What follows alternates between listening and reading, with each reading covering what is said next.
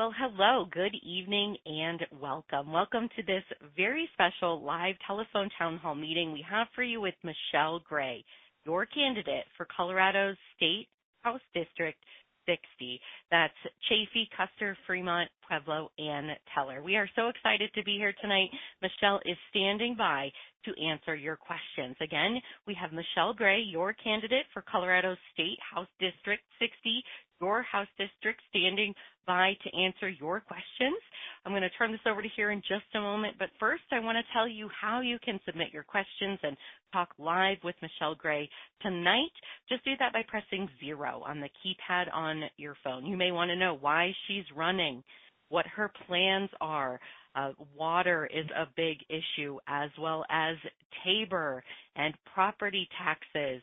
So education, lots of stuff we'd love to discuss with you tonight. Press 0 to submit those questions. And without further ado, I'll turn this over to the woman of the hour. Thank you so much for being here tonight, Michelle.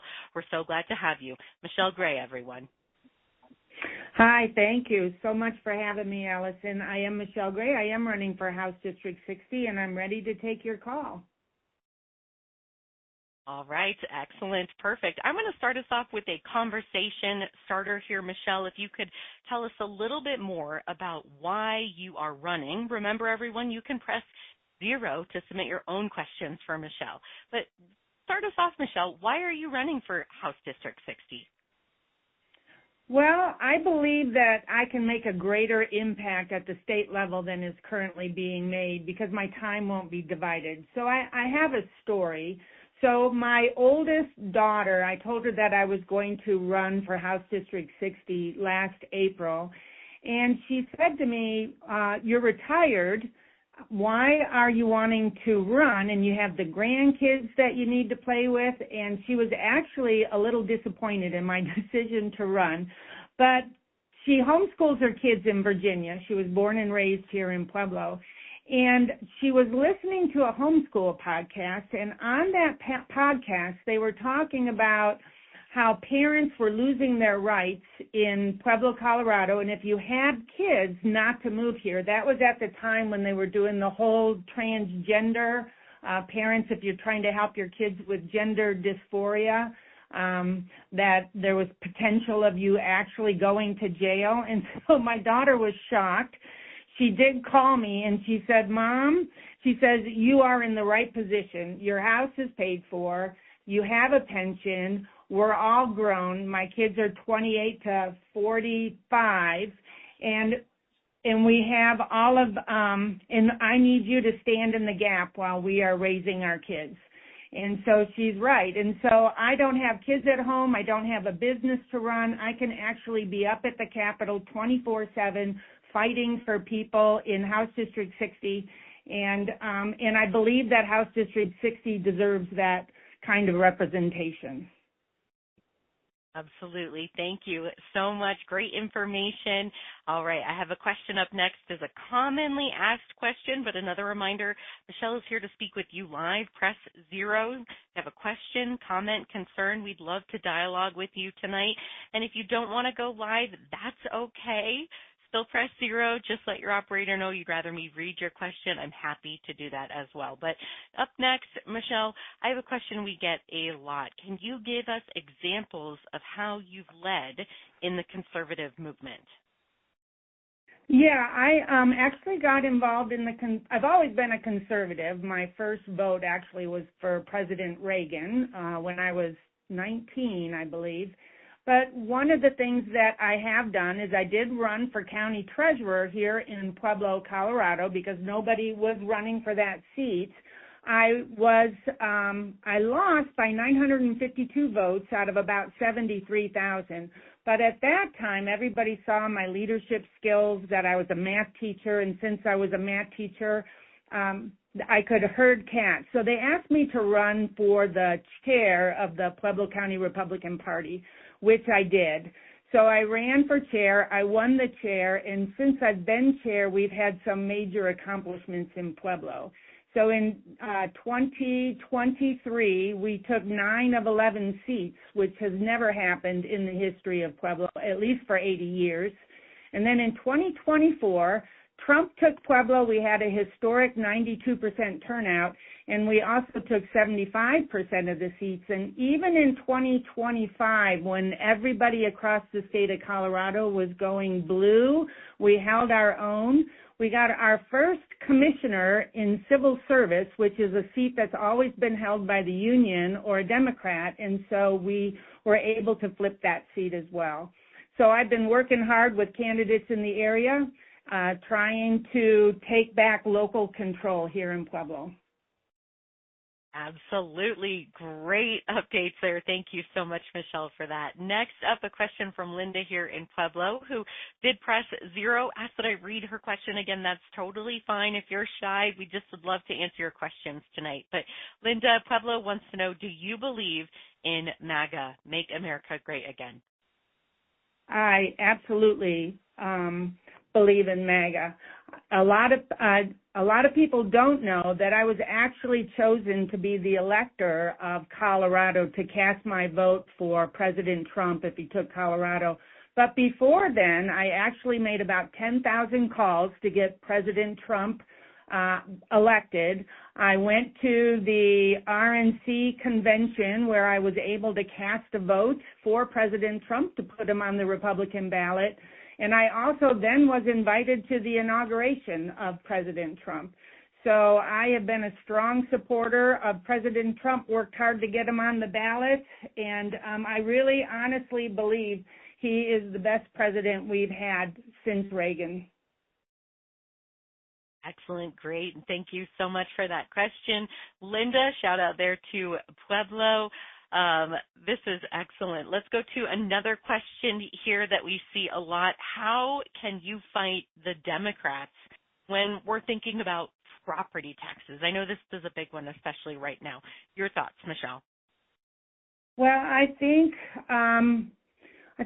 that what we need to do is have hard conversations on principle instead of attacking one another through personalities.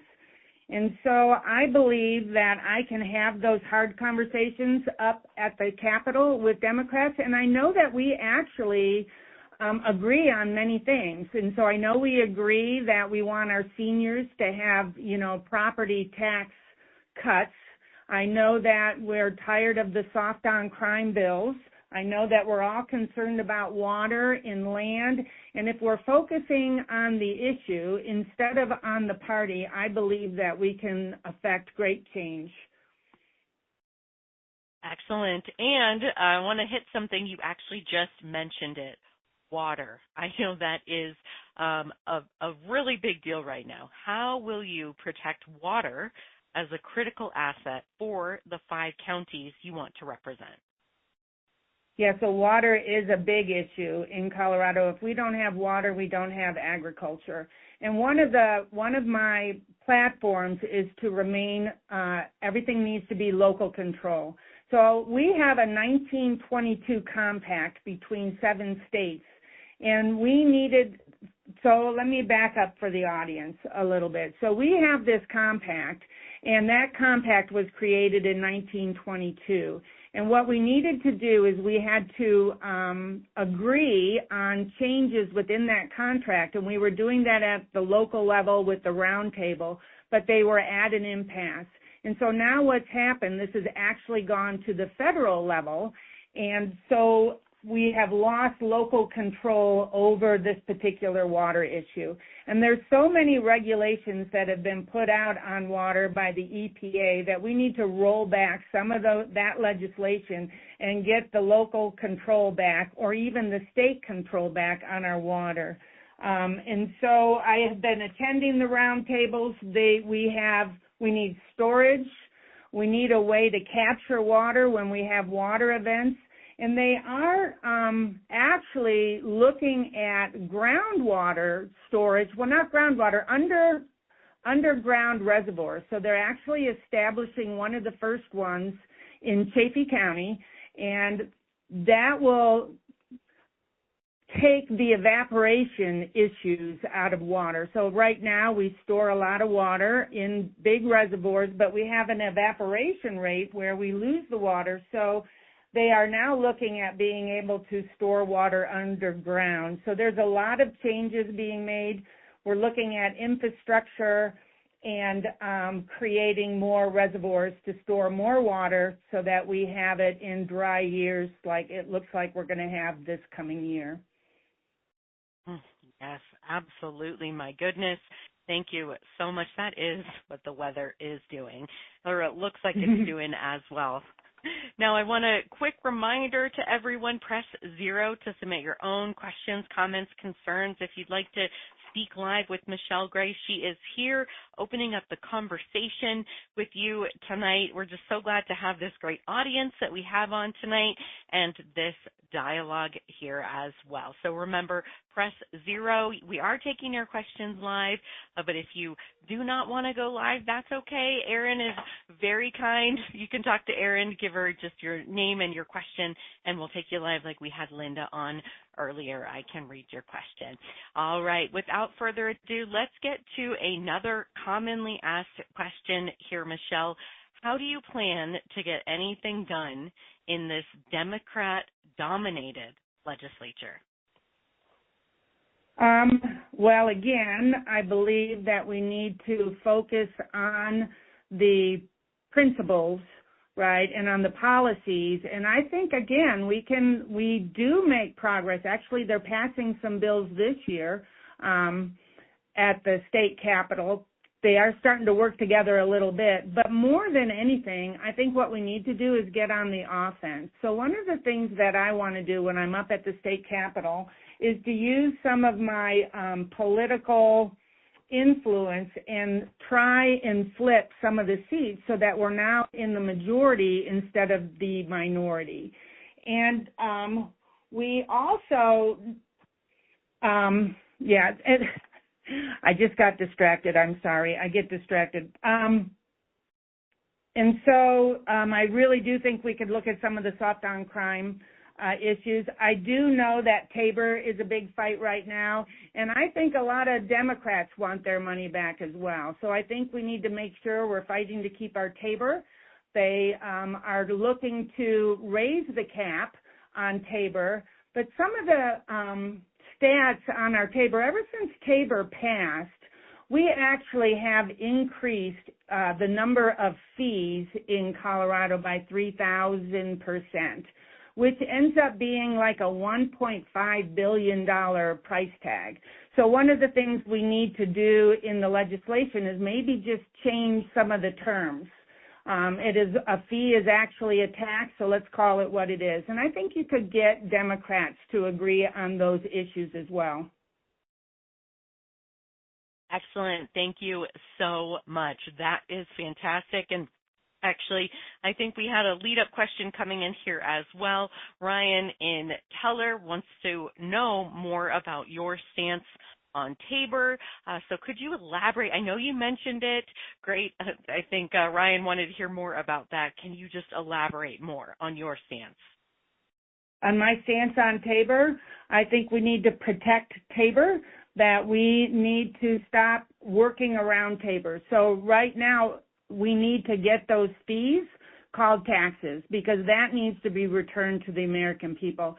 And right now, what they're going to try and do at the state capitol is they're going to try and raise the cap on Tabor so they can keep more of our money. And I also believe that they're making it an opt-in program now. And what I mean by that is you actually have to, in your tax return, say that you want your money back from Tabor. So they are working really hard on not returning money due to citizens of Colorado through legislation and just some shenanigans. Perfect. Thank you so much. Love that response. Go ahead. Sorry. Well, I do want to say, and I do want to make it very clear that citizens should show up on those days too. So remember, our fees have been raised 3,000% since Tabor has been put into place. And so we know very well that the Democrats just want to take this from us. So when these bills come forward, watch my Facebook page or watch the legislation because we need to go up there and testify against raising the cap on Tabor. Yes, absolutely. Couldn't agree more, Ryan. Thank you so much for bringing up that important topic tonight. Another one here, Michelle, that's near and dear to our district. It's about rural health care. It actually came in on that Facebook page, so if you guys want to get social with us, I'll give that to you here in a moment. Find us on Facebook. We'd love to collaborate with you there as well. But rural health care is in decline in quality and options for service. The question is, how can you help with that if you're elected? Well, you know what, our founding fathers, when they created our documents, knew that monopolies were a problem. And that's what we have on healthcare right now. So everything that comes out of the state legislature, that is designed for urban Colorado, not for rural Colorado. And one of the things that we need to do is we need to level the playing field for small clinics and small pharmacies. They should be able to get contracts much like Big Pharma does. But Big Pharma right now has a monopoly on the system. And we know that. And so we need to disrupt that system and allow people in rural Colorado to compete for some of the same pharmacies and those types of things that Big Pharma is able to secure. I also believe that we could very easily try and build an infrastructure, local control again, and state funds. One of the things I hear, though, is a lot of state money doesn't go to rural Colorado, and we need to fix that as well. Yes, thank you so much for hitting all those important topics. We have a question up next from Carl, but first, before we go to his question, I want to remind everyone, press 0 to submit your own question. We have folks who don't want to go live tonight, but that is okay. We are so glad you're here asking these questions for Michelle Gray. I also want to tell you how you can find our Facebook page. Follow Michelle Gray for HD60. Just search that on Facebook as well. We'd love to get social with you there too. But up next, without further ado, question from Carl here wants to know more about, he's talking about the affordability. And yes, you're right, Carl. We are talking about this across the nation right now, especially, but he wants to know, how can you make the American dream real again, specifically for the Colorado family? Well, affordability is an issue. When I'm traveling around the district, I hear about water, I hear about land, but I also hear about affordability. And when you talk to young people, a lot of our young people are holding 3 jobs just to be able to afford Colorado. And if you look at the data, right, we now have people exiting Colorado at warp speed because they can't afford Colorado. And I really believe that's because we have way too many regulations. I was just looking at federal regulations, and I don't know if anybody is aware of this, but federal regulations is, if you are to look at that document, it is 100,000 pages long. So you heard that, 100,000 pages long in regulations, and it brings in something like $2.3 trillion. But those regulations are harming our businesses in Colorado, and it's harming our businesses in Colorado, and we just need to deregulate this state. And I kind of like what President Trump says. So if you put into place one new regulation, maybe we need to remove 100 of them so that we can deregulate the state of Colorado. Yes, absolutely. Thank you so much, and thanks so much for that great question, Carl. I am with you there with my little family. This next question, too, near and dear to my heart with my little family and my 2 young children. What are your plans, Michelle, to improve education here in Colorado? Oh, that is like my passion. So education in Colorado, as you know, I'm a 30-year math teacher in both rural Colorado and in urban Colorado. And one of the things that we need to do is fix education. I would actually love to see the Board of Education at the federal level dissolved and that local control goes back to communities. That would be one thing that I would be looking at. Even state control. Our state should not be dictating to our local communities what their kids should be learning. That actually should be happening at the local level where citizens can have an impact on that. I also believe that I want to work on that commission. So it is very clear that a lot of the people that work on the Commission for Education have never even been in education. So I know what those policies feel like when they come into the classroom and how they actually lower the bar in terms of achievement in education. Excellent. Thank you so much. Great question. Love that. Absolutely. Oh, I know it's tough with our kids these days. Next up, a question here from, yes, it is. Thank you so much for being willing to take that on and speak to it here. We have next up Gary in Custer. I love where you are thinking ahead, Gary. This is impressive. He wants to know what makes you the leader of a constitutional belief in a two-way primary. Well, anybody can say that they believe in the Constitution, right?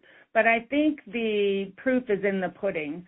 So when hard decisions come across my desk as a teacher or just my role as a chair of the party, are we standing on the Constitution or not? And if the Constitution says one thing and we're acting a different way because we are trying to represent based on an ideology, then we are not honoring the Constitution. So the Constitution isn't about getting the outcome we want. It is about upholding what our founding fathers put forward.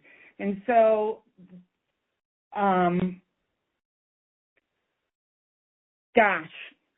usually not tongue-tied, but I do believe that I will put the Constitution first. I'm all about local control.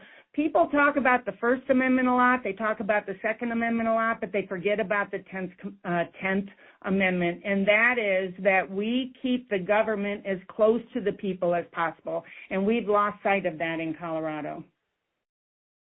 Yes, I totally agree. And Michelle, if anybody is wondering if we are live, if these are real questions coming in, that just solidifies it. Thank you so much for taking these on just in the order they're coming in here. Next up, we have one that just popped in from Sarah. How can you use this seat in a different way for your constituents and this state if you're elected? I like that idea, kind of an open-ended question from Sarah.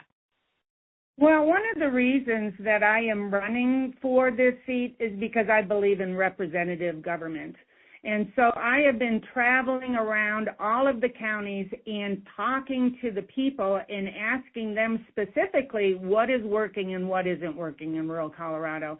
And they honestly believe that at the state capitol, they are not being heard. And so I believe that what we need to do, what I would like to do, is if there's going to be a policy that's going to impact rural Colorado, number one, no harm. There should be no harm to everybody. We should be looking down the corridor of time and seeing if this will affect anybody in the second and third strategies within placement of this. But I really honestly think that we have to let the people make the decisions for their future and that we should not be imparting what we think they should be doing on them. The other thing is I really honestly believe that I should be using my political capital in the state capitol to flip seats. We've got to get this majority back, and I know how to do it in Pueblo, so I know I'll know how to do it at the state capitol. So that will be very different, too. And remember, we talk about safe seats all the time. So this is a safe seat, and so we should have been all along fighting to get other seats flipped. at the state capitol. Again, we have to get on the offense, and I believe we can. If we can flip seats in Pueblo after 80 years of blue rule, we can do it at the state capitol after only 8 years of one-party rule. Absolutely. Thank you so much. I want to quickly give everyone just how you can find us on Facebook and your website. Again, we would love for you to join us on Facebook. We stay active there. Love for you to follow us along. You can go to facebook.com/Gray for HD60. Just search Michelle Gray for HD60. Again, House District 60, and find us on our website as well, Gray for HD60.com. We get questions from that as well. Some of them are frequently asked ones we got to bring here tonight for this conversation. So again, find us on Facebook and online, Gray for HD60. And with that, Michelle, we have already reached the end of our allotted time here. So I'm going to turn it over to you for just a few closing remarks here to take us to the finish line. Okay, well, thank you.